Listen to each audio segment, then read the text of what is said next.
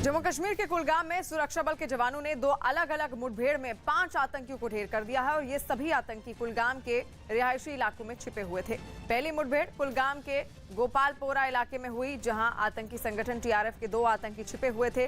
काफी देर तक चली मुठभेड़ के बाद सुरक्षा बल के जवानों ने दोनों आतंकियों को मार गिराया। मारे गए आतंकियों में एक टीआरएफ का टॉप कमांडर था। दूसरी मुठभेड़ कुलगाम के कोम्बई इलाके में हुई। वहां भी जवानों ने पूरे इलाके को घेर कर आतंकियों के भागने के सारे रास्ते बंद कर दिए। कई घंटे तक चली मुठभेड़ में सुरक्षा बल के जवानों ने वहां छिपे 3 आतंकियों को भी ढेर कर दिया। यूरोप के देश बेलारूस और पोलैंड के बॉर्डर पर जारी शरणार्थी संकट हिंसा भड़कने से और गहरा गया है। वहां पोलैंड में घुसने की कोशिश कर रहे शरणार्थियों की भीड़ और पोलैंड के सुरक्षा बल के बीच टकराव हो गया। पोलैंड का दावा है कि बेलारूस हजारों शरणार्थियों को जबरन उनके देश के जरिए यूरोप में दाखिल करवाना चाहता है। और जब इन शरणार्थियों ने एक बार फिर पोलैंड में घुसने की कोशिश की तो उन पर पानी की बौछारें की गईं। आंसू गैस के गोले भी दागे गए। इससे पहले ये शरणार्थी बेलारूस की तरफ से निकलकर बॉर्डर पार करने की कोशिश करते दिखे। कईयों ने तो सीमा पर लगी कंटीली बाड़ को काटना शुरू कर दिया। कई फांद कर दूसरी तरफ पहुंचने में जुट गए। उन्हें रोकने का जब कोई रास्ता नहीं सूझा तो पोलैंड के सुरक्षा बल ने भी सख्ती दिखाई और उन पर पानी की बौछार करनी शुरू कर दी। इस दौरान आंसू गैस के गोले और धमाका करने वाले ग्रेनेड भी दागे गए। हालांकि पोलैंड ने दावा किया कि ये गोले उनकी नहीं बल्कि शरणार्थियों की तरफ से दागे गए। Te granaty nie zostały przywiezione z Iraku, z Syrii czy z innych państw. Te granaty mogli tylko przekazać. Border पर यह बवाल काफी देर तक चलता रहा। शरणार्थियों को रोकने के लिए पोलैंड ने भी हजारों जवान तैनात कर दिए।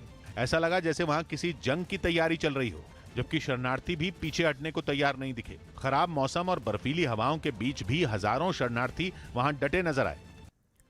और पीडीपी अध्यक्ष और जम्मू कश्मीर की पूर्व सीएम महबूबा मुफ्ती को श्रीनगर में उनके घर पर नजरबंद कर लिया गया और बताया गया कि जम्मू से लौटने के बाद महबूबा मुफ्ती श्रीनगर में एक प्रदर्शन में शामिल होने के लिए जाने वाली थी। ये प्रदर्शन श्रीनगर के हैदरपोरा में आतंकियों से मुठभेड़ के दौरान हुई 2 लोगों की मौत के विरोध में आयोजित किया गया था। उत्तर प्रदेश के झांसी में राष्ट्र रक्षा समर्पण पर्व की शुरुआत हो गई। आजादी के अमृत महोत्सव के तहत झांसी में यह कार्यक्रम 3 दिन चलेगा, जिसका उद्घाटन रक्षा मंत्री राजनाथ सिंह ने किया। जिसके बाद वो पहुंचे हथियारों की प्रदर्शनी देखने, जहां उन्होंने भारत की सुरक्षा के लिए बनाए गए हथियार जैसे कि तोप, टैंकर और मशीन गन देखी। रक्षा मंत्री ने एक मशीन गन उठाई और उससे निशाना साधकर भी देखा। जिसके बाद वो वहां मौजूद सेना के जवानों के बीच पहुंचे और उनसे गर्मजोशी से मिले। इससे पहले उन्होंने कार्यक्रम के दौरान लोगों को संबोधित करते हुए इस पर्व को देश की आन, बान और शान का प्रतीक माना और सेना को आत्मनिर्भर बनाने पर जोर दिया। ऐसे हालात पैदा होंगे कि हम दुनिया के दूसरे देशों से हथियार अपने सेना के बहादुर जवानों के लिए आयात नहीं करेंगे, बल्कि भारत की धरती पर ही भारत के जवानों के हाथ वो हथियार बनाए जाएंगे। 3 दिन के राष्ट्र रक्षा समर्पण पर्व का आगाज रक्षा मंत्री ने किया और उसका समापन करने खुद पीएम झांसी पहुंचेंगे। राष्ट्र रक्षा समर्पण पर्व के मौके पर वहां सेना ने अपनी ताकत का प्रदर्शन किया और हैरतअंगेज करतब दिखाए, जिनमें सबसे खास रहा ड्रोन फॉर्मिंग, जिसमें कई ड्रोन एक साथ आसमान में उड़े, जिन्हें देखकर ऐसा लगा मानो कई पक्षी एक साथ झुंड में उड़ रहे हों। इन सभी ड्रोन को एक जगह से कंट्रोल किया गया और दिखाया गया कि कैसे वो ऊपर से या फिर नीचे आकर दुश्मन के ठिकानों पर नजर रख सकते हैं। इसके अलावा वायुसेना के विमानों के फ्लाई पास ने भी लोगों का दिल जीता। वो जब तिरंगा बनाते हुए गुजरे तो देखने वाले देखते रह गए। स्काई डाइविंग करने वाले जवानों को देखकर तो आंखें फटी की फटी रह गईं। वो कभी 3 रंगों वाले पैराशूट लेकर नीचे उतरे तो कभी उनके पास दिखा आजादी के अमृत महोत्सव का झंडा। और करीब 1.5 साल बाद गुरु पर्व के मौके पर करतारपुर साहिब के दर्शन की इजाजत मिलने से सभी तीर्थयात्री बेहद खुश हैं। आज पंजाब के सीएम चरणजीत सिंह चन्नी और उनकी कैबिनेट के मंत्री सहित करीब 50 लोगों का जत्था करतारपुर साहिब जाएगा और जहां ये सभी प्रकाश पर्व पर आयोजित कार्यक्रम में हिस्सा लेंगे। बताया जा रहा है कि पंजाब आम आदमी पार्टी के कुछ नेता भी प्रकाश पर्व के मौके पर करतारपुर साहिब में मत्था टेकने जाएंगे।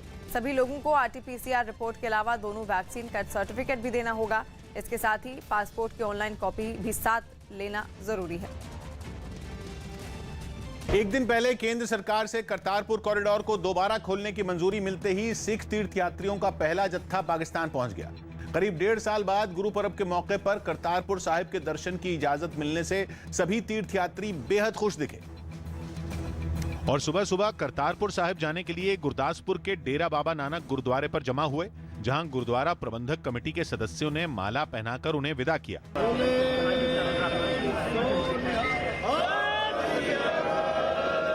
50 से ज्यादा तीर्थयात्रियों के इस जत्थे के स्वागत के लिए करतारपुर कॉरिडोर पूरी तरह तैयार दिखा और जैसे ही कुछ श्रद्धालु करतारपुर कॉरिडोर के पाकिस्तान वाले हिस्से में पहुंचे, उनका स्वागत फूल बरसाकर शुरू हो गया। पाकिस्तान सिख गुरुद्वारा प्रबंधक कमेटी के लोग उनकी अगवानी करने पहुंचे और औपचारिक बातचीत के बाद यहां भी माला पहनाकर तीर्थयात्रियों का स्वागत किया गया।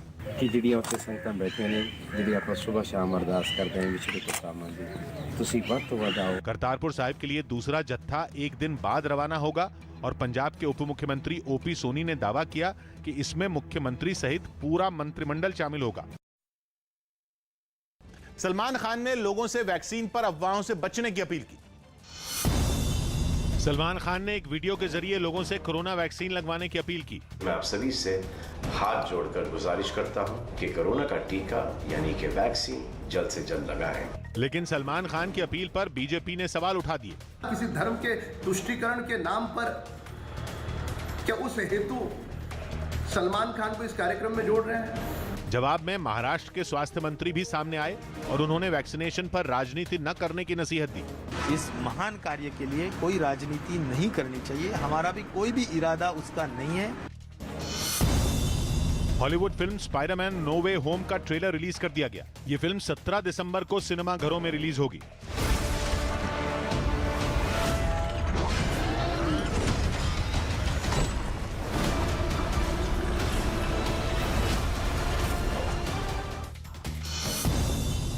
दिल्ली में सुबह से सैयद मुश्ताक अली T20 ट्रॉफी के क्वार्टर फाइनल मुकाबले खेले जाएंगे। इसका पहला मैच तमिलनाडु और केरल के बीच होगा। हिमाचल प्रदेश के सीएम जयराम ठाकुर ने बताया कि राज्य में कोरोना वैक्सीन की दूसरी डोज का 75% लक्ष्य भी हासिल कर लिया गया। 75% के लगभग जो है इसमें सेकंड डोज के इस दौर में ईडी ने जम्मू कश्मीर की पूर्व सीएम महबूबा मुफ्ती के भाई को समन्स भेजे और सुबह पेश होने को कहा। खबर है कि जब महबूबा सीएम थी तब उनके भाई के खातों में कश्मीर के कुछ बिल्डरों ने पैसे भेजे थे। इसी मामले में ये पूछताछ होगी।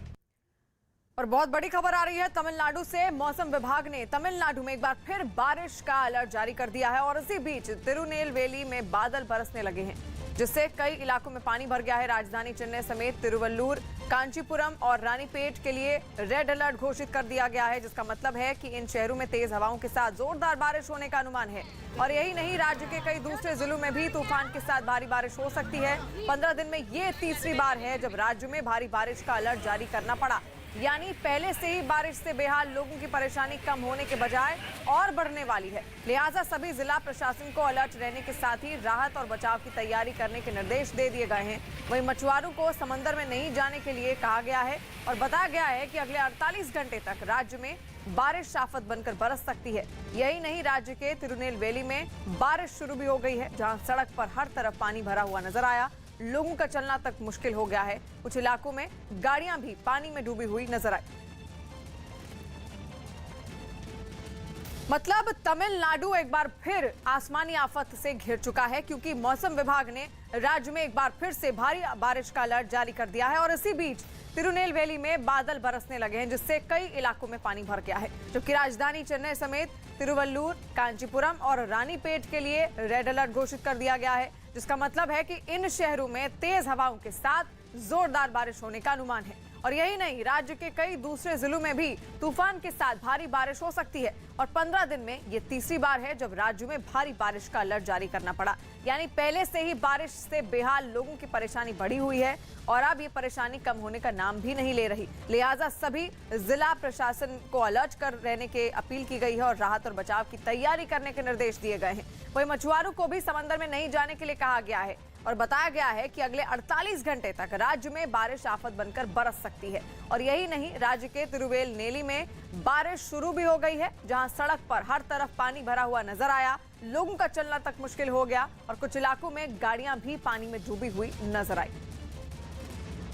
अभिनेत्री कंगना रनौत की महात्मा गांधी पर की गई विवादास्पद टिप्पणी पर बवाल हो गया। उन्होंने एक आर्टिकल साझा किया जिसमें लिखा था कि आपको गांधी और भगत सिंह में एक को चुनना होगा, क्योंकि महात्मा गांधी चाहते थे कि भगत सिंह को फांसी हो। कंगना ने जैसे ही आर्टिकल शेयर किया, बवाल हो गया और उनके खिलाफ प्रदर्शन शुरू हो गया। मुंबई के पास ठाणे में तो कांग्रेस कार्यकर्ताओं ने उनके पोस्टर पर चप्पलों से मारकर अपना गुस्सा दिखाया।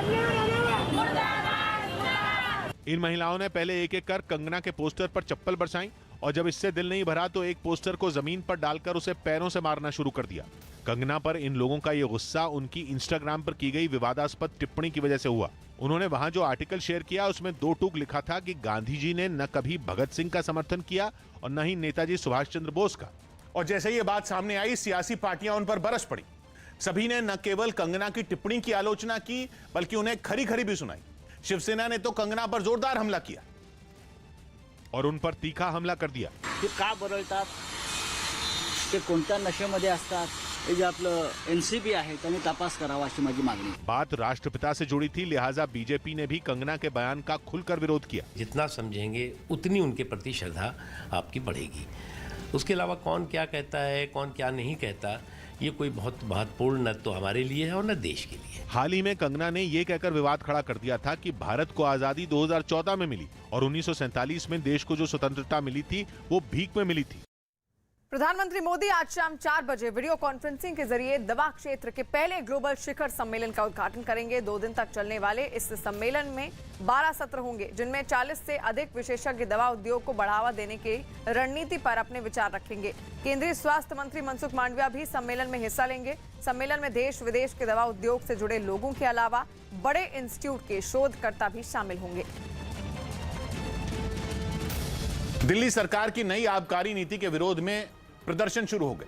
लोगों का आरोप है कि नई आबकारी नीति की वजह से रिहायशी इलाकों में भी शराब की दुकानें खोली जा रही हैं, जिसका आसपास के लोगों पर बुरा असर पड़ेगा। और इसी वजह से कई जगहों पर लोग नई आबकारी नीति के विरोध में उतर आए। बुराड़ी में तो महिलाएं शराब की एक दुकान के सामने पहुंच गईं और उसे बंद करने की मांग करने लगीं। पानी चाहिए। महिलाओं ने अपनी हाउसिंग सोसाइटी के बाहर शराब की दुकान नहीं चलने देने की चेतावनी दी। रेजिडेंशियल एरिया पर ये दुकानें नहीं खुलती हैं, क्या भविष्य आप उज्जवल कर रहे हैं? इस मुद्दे पर राजनीति भी शुरू हो गई। बीजेपी ने जंतर मंतर पहुंचकर प्रदर्शन किया और आबकारी नीति के बहाने दिल्ली सरकार को घेरना शुरू कर दिया। दिल्ली के युवाओं को नशे की लत में झोंकना चाहते हैं, दिल्ली के परिवारों को तबाह करना चाहते हैं। कांग्रेस भी पीछे नहीं रही। अलग अलग जगहों में कांग्रेस कार्यकर्ता सड़कों पर उतरे और नई आबकारी नीति के खिलाफ जमकर प्रदर्शन किया। और गुजरात के द्वारका से एक बार फिर ड्रग्स की बड़ी खेप बरामद की गई है। गुजरात एटीएस ने 24 किलो हेरोइन के साथ 3 लोगों को गिरफ्तार भी किया है। एटीएस की टीम ने द्वारका में एक मकान पर छापा मारकर ड्रग्स की इस बड़ी खेप को बरामद किया। बताया जा रहा है कि बरामद की गई ड्रग्स की कीमत 120 करोड़ रुपए है। इससे 3 दिन पहले भी करीब 120 करोड़ की ड्रग्स को बरामद किया गया था।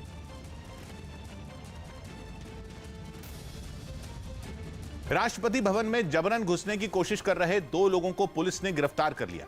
खबर है कि 2 दिन पहले रात के वक्त एक कार ने राष्ट्रपति भवन के अंदर घुसने की कोशिश की।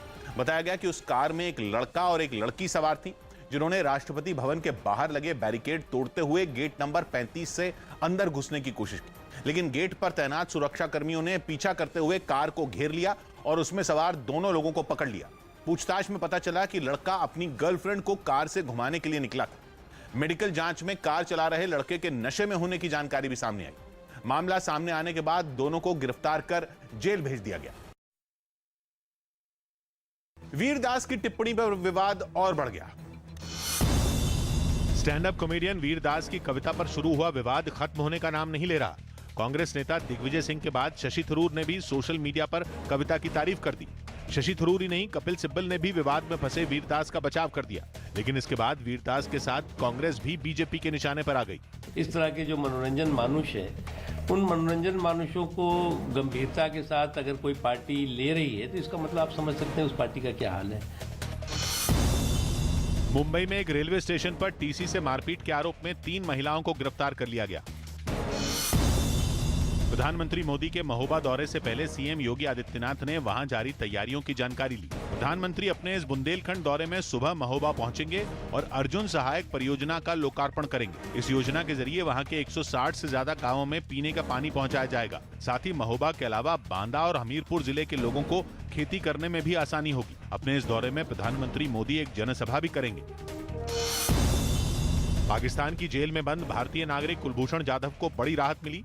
वहां की संसद ने एक विधेयक पारित किया जिससे कुलभूषण वहां की सैन्य अदालत के फैसले के खिलाफ अपील कर सकेंगे। इससे पहले सैन्य अदालत ने जासूसी के झूठे आरोप में कुलभूषण जाधव को फांसी की सजा सुनाई थी। इसी फैसले को भारत ने अंतर्राष्ट्रीय कोर्ट में चुनौती दी थी, जिसके बाद पाकिस्तान को यह संशोधन करने को मजबूर होना पड़ा। उत्तराखंड में आम आदमी पार्टी के नेता retired colonel Ajay Kothiyal Gangotri seat से विधानसभा चुनाव लड़ेंगे। आम आदमी पार्टी ने उन्हें अगले साल की शुरुआत में होने वाले विधानसभा चुनाव के लिए सीएम उम्मीदवार बनाया है। और यूपी चुनाव पर आज दिल्ली में बीजेपी की बड़ी बैठक होगी और बताया जा रहा है कि इस बैठक में बीजेपी अध्यक्ष जेपी नड्डा, संगठन महामंत्री बीएस संतोष, यूपी चुनाव के प्रभारी धर्मेंद्र प्रधान, यूपी के प्रदेश प्रभारी राधा मोहन सिंह, यूपी बीजेपी अध्यक्ष स्वतंत्र देव सिंह और प्रदेश संगठन महामंत्री सुनील बंसल शामिल होंगे। बैठक में यूपी चुनाव को लेकर बीजेपी की तैयारियों पर बात होगी। साथ ही आगे चुनाव प्रचार को लेकर पार्टी की क्या रणनीति है, इस पर भी चर्चा की जाएगी। अमेरिका के वॉशिंगटन राज्य में एक तूफान की वजह से कई दिनों से हो रही बारिश पर आखिरकार ब्रेक तो लगा, जिसके बाद बाढ़ का पानी भी उतरने लगा, लेकिन फिर भी संकट के बादल छटे नहीं। वहीं अब भी लगभग 50,000 घरों को बिना बिजली के गुजारा करना पड़ रहा है। और जो तस्वीरें सामने आई उनमें बारिश थमने के बाद भी हालात कुछ खास बदले हुए नहीं दिखे।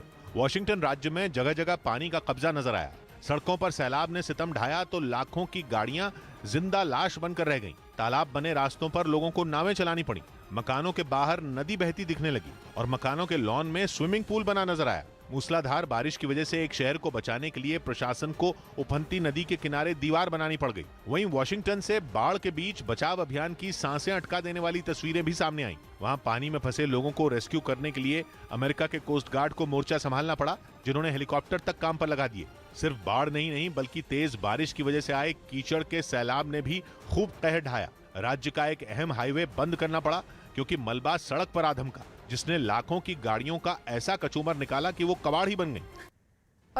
और भारत के लिहाज से ये खबर इसलिए बहुत बड़ी है क्योंकि अफगानिस्तान की तरफ से लगातार ये कहा जा रहा है कि वो अपनी जमीन का इस्तेमाल आतंकवाद के लिए नहीं होने देंगे और भारत समेत दुनिया के सभी मुल्कों से रिश्ते सामान्य रखने की पेशकश भी कई बार की गई है। लेकिन अब परेशानी ये है कि जिस आतंकी ने भारत के दूतावास पर हमला किया, वो अगर उसी आतंकी को गवर्नर बना दिया जाए तो रिश्ते सामान्य कैसे रहेंगे।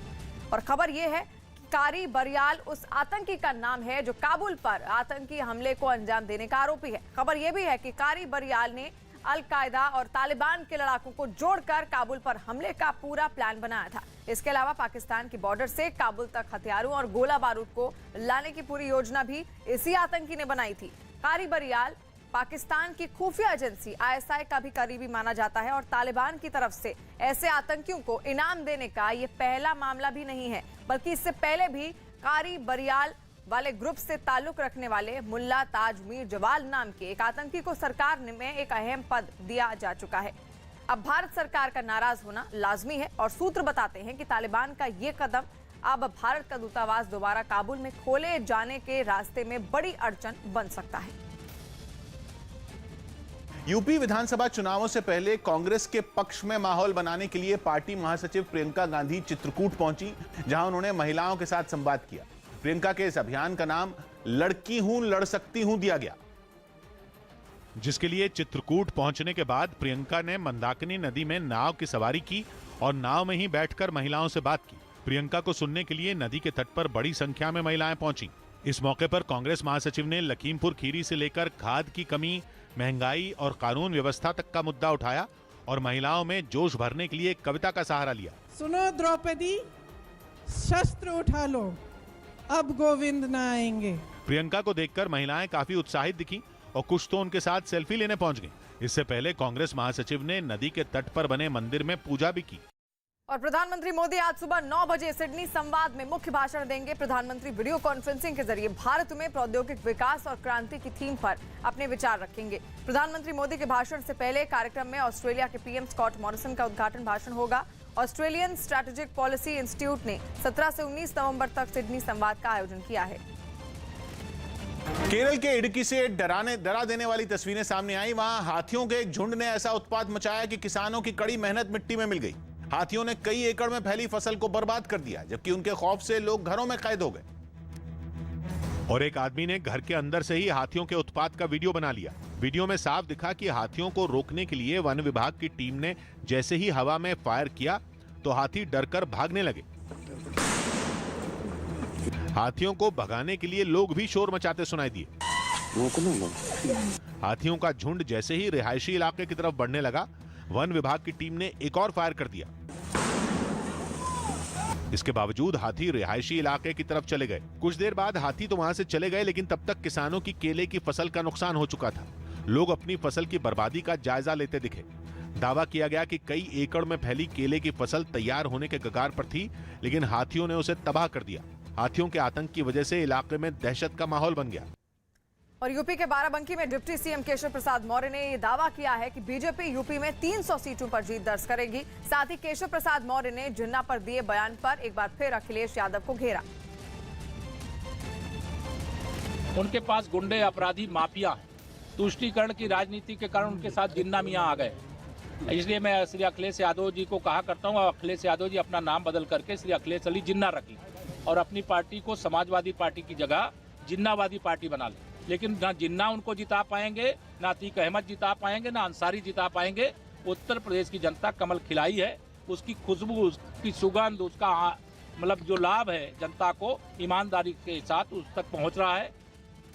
लखीमपुर केस की जांच के लिए सुप्रीम कोर्ट ने एक कमेटी का गठन कर दिया और पंजाब और हरियाणा हाई कोर्ट के पूर्व जज राकेश कुमार जैन को इस कमेटी का जिम्मा सौंपा गया। साथ ही कोर्ट ने इस कमेटी में 3 आईपीएस अधिकारियों एसबी शिरोडकर, दीपेंद्र सिंह और पद्मजा चौहान को भी शामिल किया। खास बात यह कि ये तीनों अधिकारी यूपी कैडर के तो हैं, लेकिन यूपी के रहने वाले नहीं हैं। खबर है कि चार्जशीट दाखिल होने और रिटायर्ड जज से रिपोर्ट मिलने के बाद ही सुप्रीम कोर्ट इस मामले की अगली सुनवाई करेगी।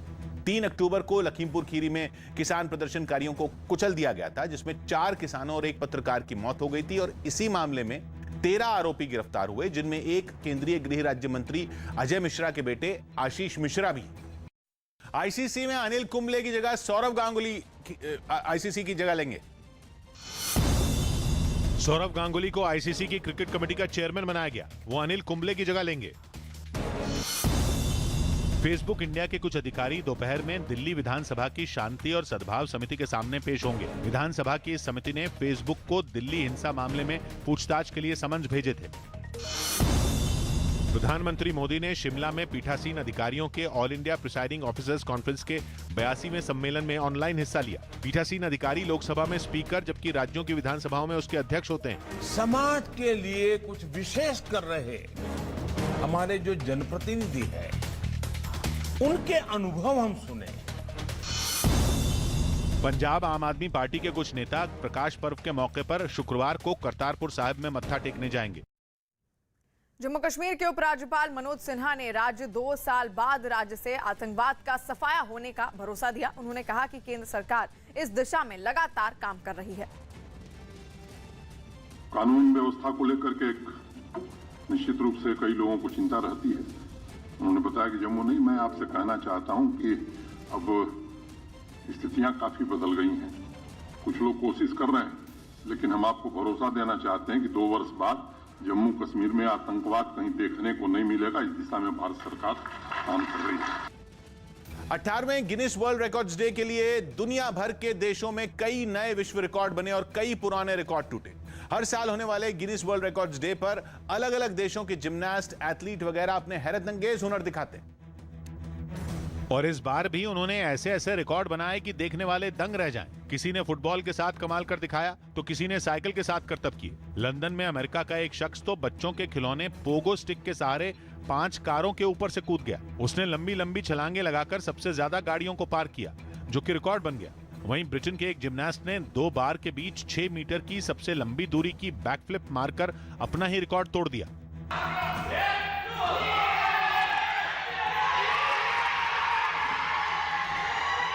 उधर चीन में 70 किलो के वजन वाला एक टीचर 1 टन से भारी गाड़ी को खींचता दिखा, लेकिन इस दौरान वो अपने पैरों पर नहीं बल्कि हाथों के बल चलता नजर आया। उसकी कमर पर रस्सी बांध दी गई और रस्सी से कार महज 1 मिनट 3.27 सेकंड में चीन के शख्स ने सबसे तेजी से 50 मीटर तक कार खींची।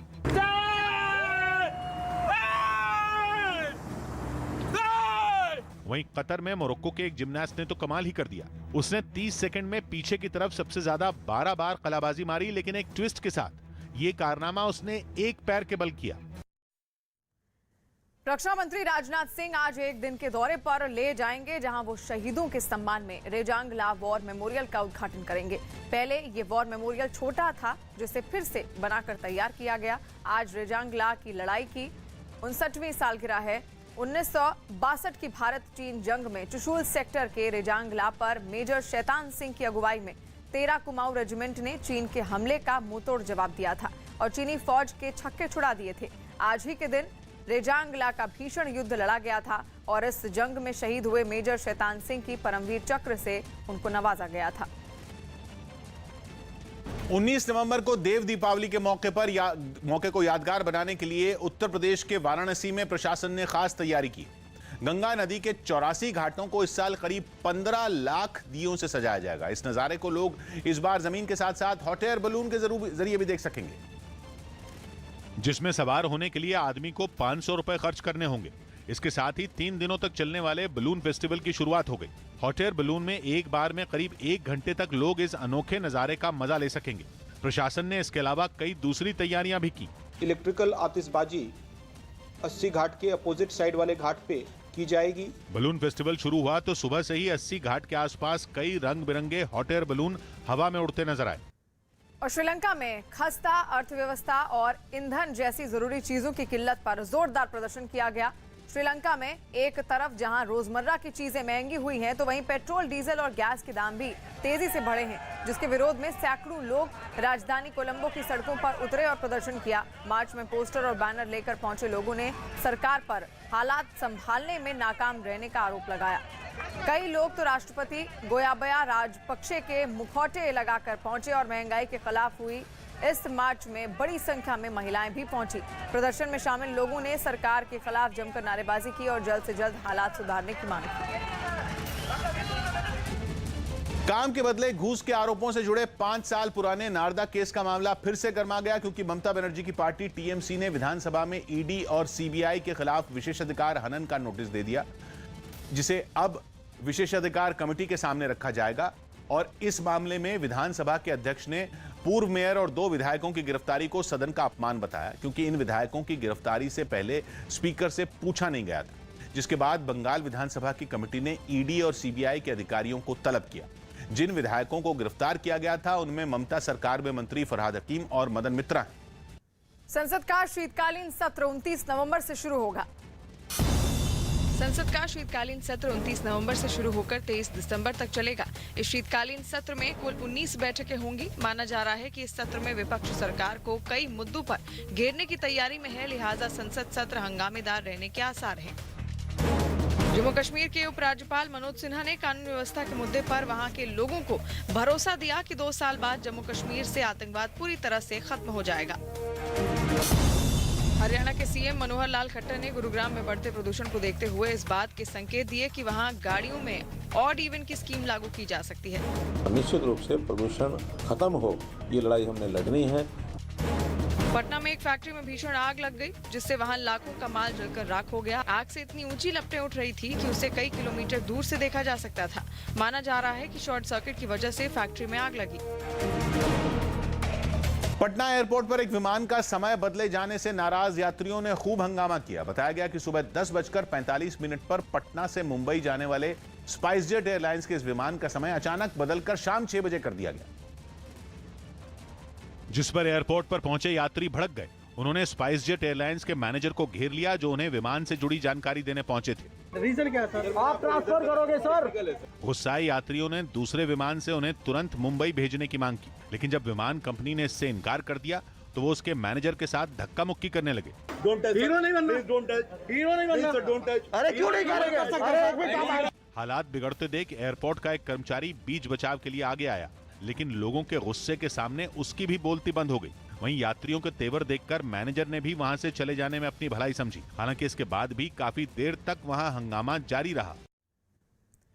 मिस्र के असवान शहर से डरा देने वाली कुछ तस्वीरें सामने आई और वहां भारी बारिश के बाद आई बाढ़ ने ऐसी तबाही मचाई कि उसने शहर के ज्यादातर हिस्से तहस नहस कर दिए, जिससे लोगों को भारी नुकसान हुआ है, क्योंकि बाढ़ का पानी लोगों के घरों में घुस गया है। ऐसे में उनके घरों में रखा सामान खराब हो गया है। वहां से सामने आई तस्वीरों में एक मकान के अंदर तबाही का मंजर साफ नजर आया, जहां सब कुछ तितर बितर दिखा। बताया गया कि इस बाढ़ में 3 लोगों की जान चली गई और सबसे चौंकाने वाली बात यह हुई कि बाढ़ में भारी मात्रा में बिच्छू बाहर आ गए, जिन्होंने वहां सैकड़ों लोगों को डस लिया।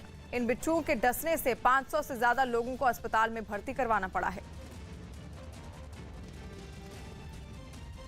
और उत्तर प्रदेश के मुरादाबाद से हैरान करने वाली कुछ तस्वीरें सामने आई है। वहां 10वीं क्लास में पढ़ने वाले एक छात्र के लापता होने पर बीजेपी के छात्र संगठन एबीवीपी ने स्कूल प्रशासन के खिलाफ हंगामा किया और इस स्कूल की एक टीचर पर आरोप है कि उसी ने हर्षित पांडे नाम के इस छात्र को स्कूल परिसर से बाहर निकाल दिया था, जिसके बाद से वो घर नहीं पहुंचा।